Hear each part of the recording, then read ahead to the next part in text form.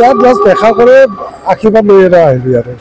মনোৰঞ্জন তালুকদাৰে কৈছে যে আপুনি 3 বছৰত বিধানসভাত কোনো ধৰণৰ প্ৰশ্ন উত্থাপন কৰিব পৰা নাই, আপুনি কি ক'ব? তেওঁ সুধি ল'ব বস্তুটো তেওঁ কিমান কৈছে আৰু মই তেওঁ প্ৰশ্ন চাব দিয়ক। আপুনি তেওঁ এটা নিৰ্দিষ্ট প্ৰাৰ্থীৰ সমৰ্থন দিয়া প্ৰশ্নবিলাক কৰি আছে।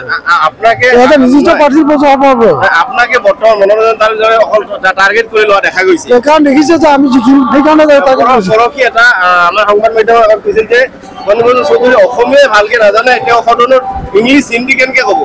সি কিমান হিন্দী জানে তাৰ মোৰ লগত আহি কথা পাতিব। সি কিমান জানে? সি সদনত যে অসমীয়া কথা ক'ব পাৰে সেইটো জানে নে নাজানে? কথাত মই গুৰুত্ব দিয়া নাই।